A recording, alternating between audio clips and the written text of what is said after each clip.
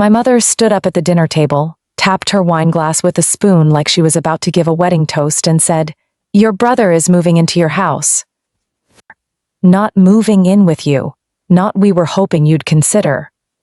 She said it the way you'd announce a weather forecast, a fact that had already happened somewhere outside the room, and the rest of us just needed to catch up. I remember the sound the spoon made against the glass more clearly than I remember my own voice when I finally spoke. A small, bright ring. And then silence, except for my brother Caleb, who didn't even look up from his plate. He just kept eating, like a man who already knew how this was going to end. I didn't argue. I didn't ask a single question. I picked up my fork, finished my green beans, and said, "Okay?" That single word made my mother sit back down looking pleased with herself, like she'd expected a fight and gotten a surrender instead.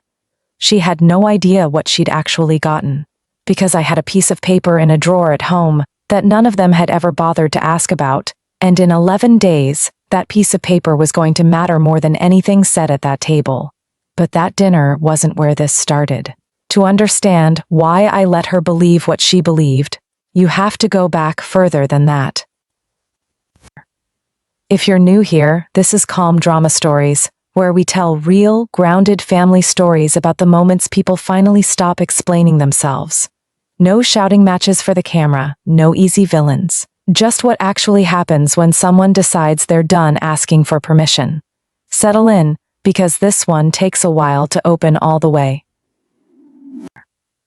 I was 34 years old, and I had bought my house with money my grandmother left me, plus 4 years of a second job I never told my family about, because I already knew what they'd say. My mother has a talent for turning any good thing that happens to me into a resource for someone else. When I got a raise at 26, she asked if I could help with Caleb's car payment before she asked how the promotion felt. When I paid off my student loans, she mentioned almost immediately that Caleb was still drowning in his. Caleb is 2 years younger than me, and for as long as I can remember, he has been the son my mother worried about, and I have been the daughter my mother relied on.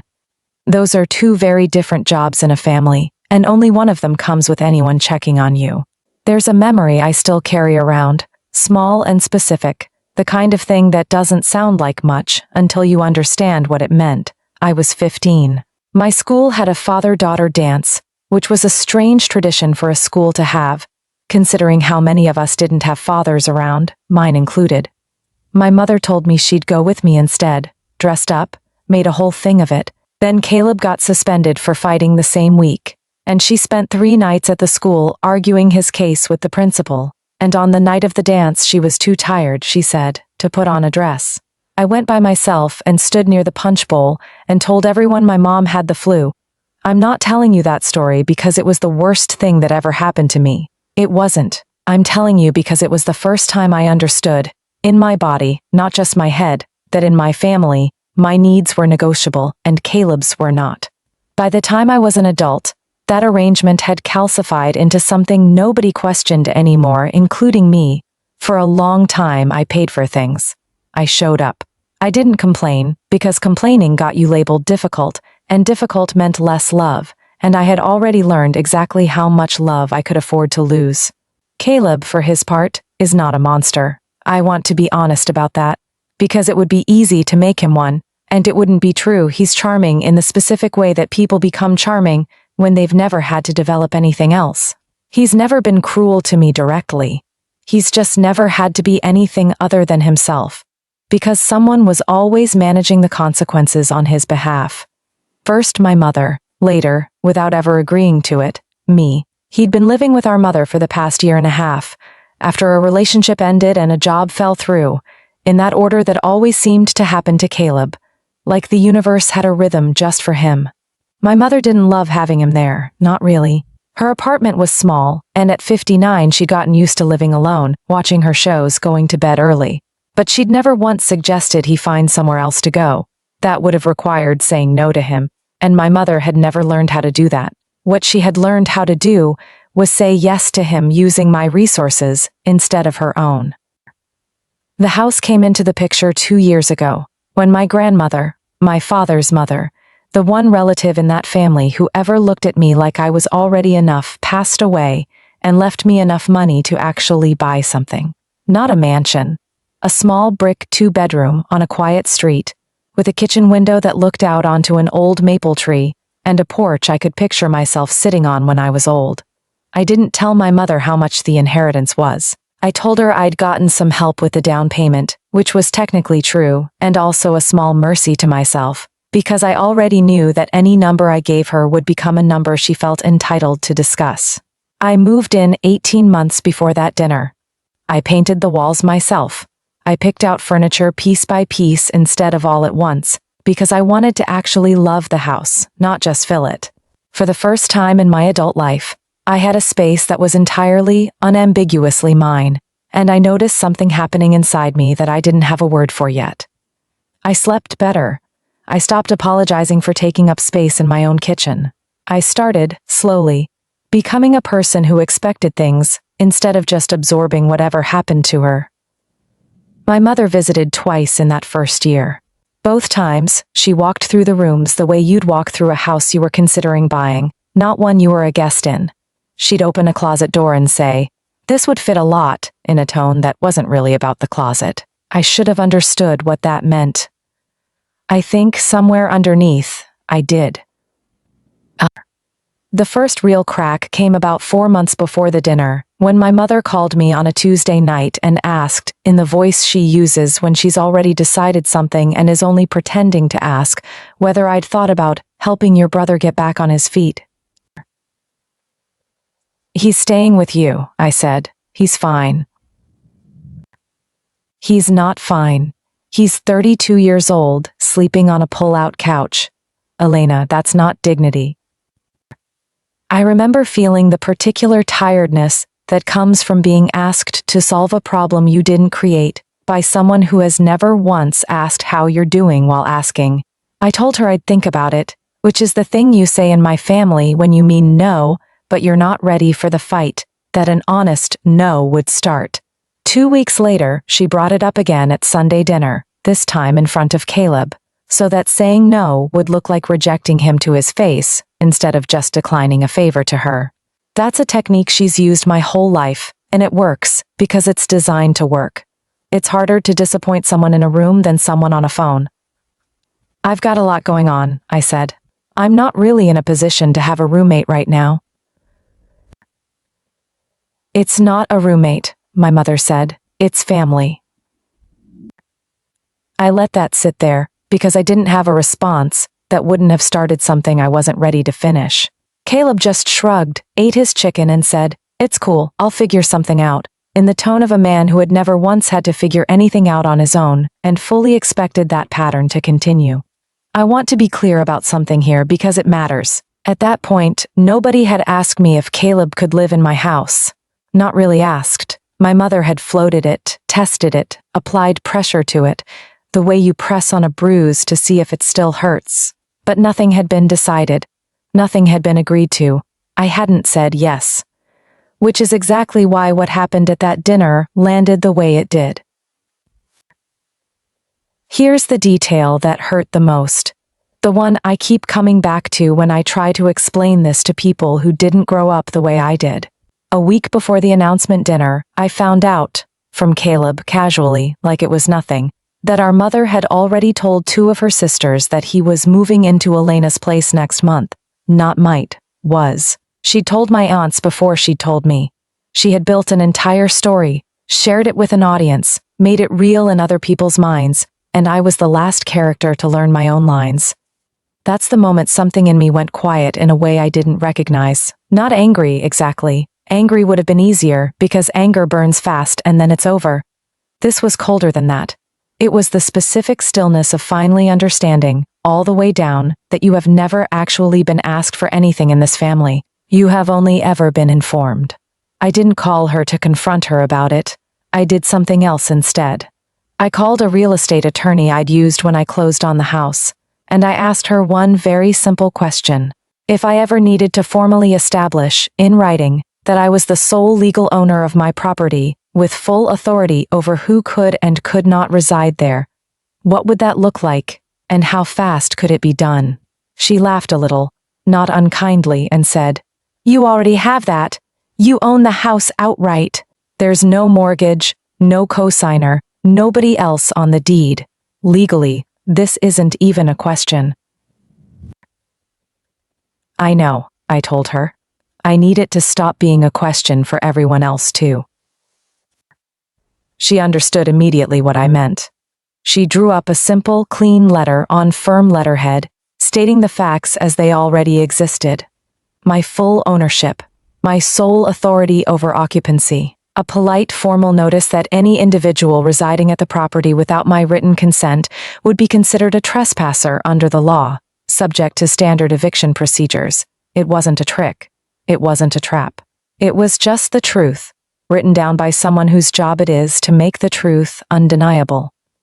I put the letter in the drawer of my hallway table under a stack of takeout menus, and I waited. That's what I want you to understand about the dinner. When my mother stood up, tapped her glass, and announced that my brother was moving into my house, I wasn't shocked because it was a surprise. I was shocked at how confidently she said it, how completely she had convinced herself that my silence over the past few months meant consent, when really it had only ever meant I was tired of losing the same argument in a new outfit. I said okay. I finished my green beans. I let her believe she'd won, because I understood something she didn't. That the difference between winning an argument and winning reality is enormous, and she had only ever fought for the first one. For 11 days after that dinner, I let the story stand exactly as she'd told it. I didn't correct anyone. When my aunt texted me, "So exciting, you and Caleb under one roof," I sent back a simple thumbs up. When my mother called to ask what day would work for him to start bringing boxes over, I told her the following Saturday was fine, and I meant it, because by then, everything would already be handled. I spent those 11 days doing something I had never done before in my entire relationship with my family. I got quiet on purpose. I stopped explaining myself in advance. I stopped pre-negotiating my own boundaries out of fear of the reaction. I just watched, and let them keep building a house of cards on a foundation that had already been quietly removed. On day 4, I had a new deadbolt installed, the kind that required a physical key that only I had nothing dramatic, just a Tuesday afternoon, and a locksmith named Ruben who didn't ask any questions and didn't need to. On day 7, I mailed a copy of the attorney's letter to my mother's address, addressed to Caleb, with a short handwritten note clipped to the front that said only, "Read this before Saturday." I didn't call to explain it. I let the letter do what letters do, which is arrive without an argument attached, and sit there until someone is forced to actually read the words instead of just reacting to the sound of a voice. On day 9, my mother called me 4 times in a row. I let all 4 calls go to voicemail, not out of cruelty, but because I had learned, slowly and expensively, that answering the phone in the middle of her panic only ever gave her the chance to reorganize the story before I'd finished reading it myself. I listened to the voicemails that night, alone, sitting on my own porch, under my own maple tree. The first one was confused. "Elena, what is this letter? Call me back." The second one was angry. "This is insane. You're really going to do this to your own brother over a piece of paper?" The third one was the one that told me everything I needed to know about how she actually saw the last 34 years. "After everything this family has done for you, this is how you repay us? You think you're better than everyone because you have a house?" I sat with that sentence for a long time. "After everything this family has done for you." I tried, honestly, to make a list of what that meant. I came up with very little. I came up with a lot more on the other side of the ledger. Money I'd sent without being asked to send it. Holidays I'd rearranged. Silences I'd swallowed. A father-daughter dance I'd attended alone at 15 because someone else's crisis had been declared more urgent than my evening. I had spent my whole life being told I was loved in a currency that never seemed to actually reach me, while being expected to pay in a currency that always did. The fourth voicemail was quiet, almost small. "Please don't do this to him. He has nowhere else to go." That one almost broke me, if I'm being honest. Because underneath everything, I do love my brother. And I don't think he'd ever consciously set out to take something from me. He was just a man who had been raised, the same as I had, in a system where my life was treated as a shared resource and his was treated as a project that needed protecting. Neither of us built that system, we just lived inside it, in very different rooms. Saturday came. I want to describe it exactly as it happened, because it wasn't the explosion anyone expected, mine included.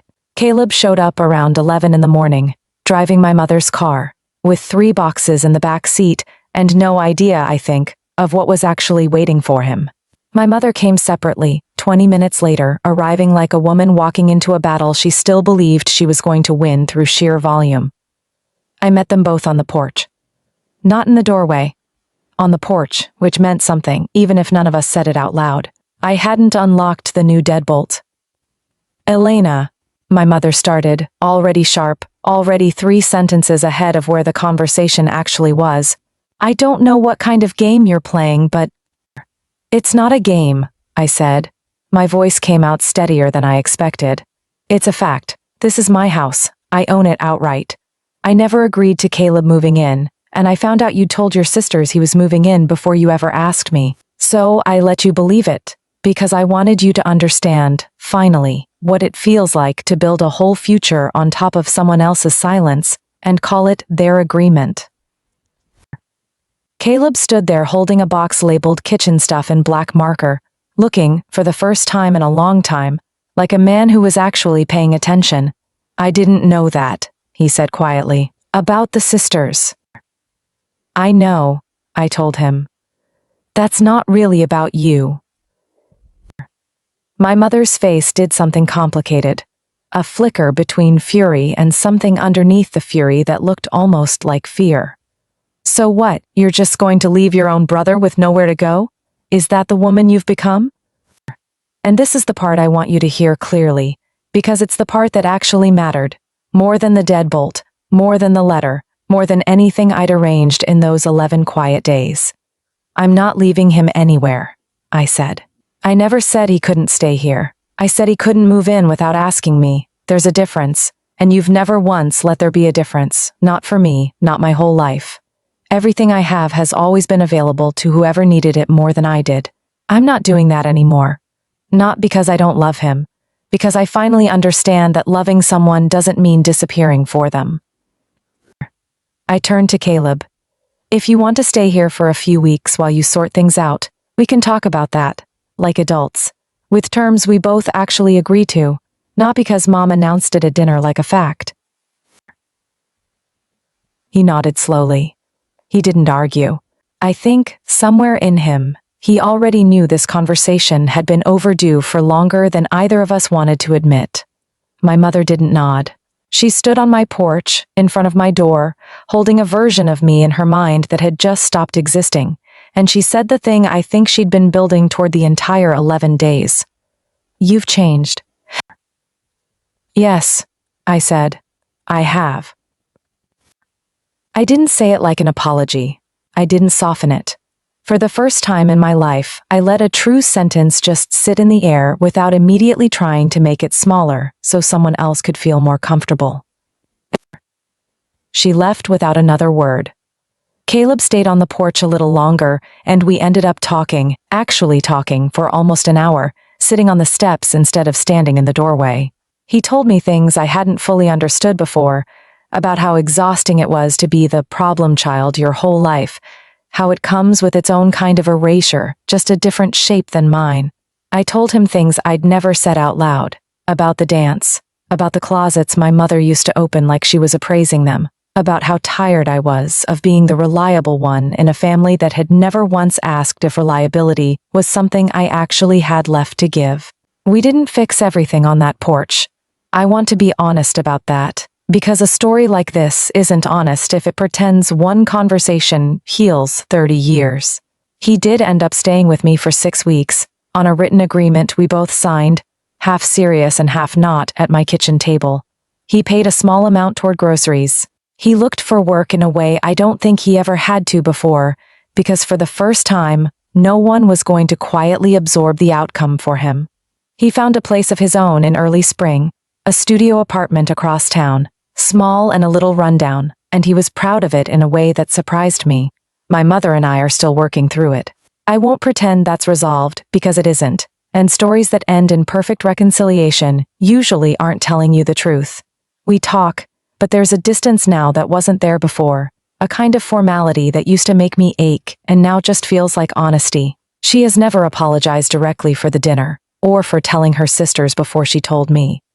I don't think she fully understands, even now, that what hurt wasn't the request. It was the assumption. It was 34 years of being informed instead of asked, and calling that love because nobody had ever shown either of us a better word for it. I kept the house. I kept the maple tree outside the kitchen window, and the porch I painted myself, and the new deadbolt I've genuinely never had to use since. Some nights I sit out there and think about the version of me who would have said yes at that dinner table without a second thought, who would have handed her house over the way she'd handed over everything else, quietly, so nobody would have to be uncomfortable but her. I don't miss her. I understand her, that's different, and it took me a long time to learn the difference. The last thing my mother said to me, weeks after that Saturday, wasn't an apology. It was a question, asked over the phone, in a voice that sounded smaller than I'd ever heard her use. Do you even still need us? I don't need permission from you anymore, I told her. That's not the same thing as not needing you. She didn't have a response to that. I'm not sure, honestly, that she'd ever been asked to consider the difference before. I think about that dinner sometimes, the tap of the spoon against the glass, the way she announced my own house like a decision she'd already made without me. And I think about the 11 days after, the quiet ones, where I let her believe she'd won, right up until the moment the truth simply stood on its own 2 feet in front of her and didn't need me to defend it anymore. So here's what I'll leave you with, because I think it's worth sitting with. At what point does protecting yourself stop being selfish and start being the first time in your life you actually chose yourself? I'd love to know what you think. And if this story meant something to you, stay a while longer. There are more like it here.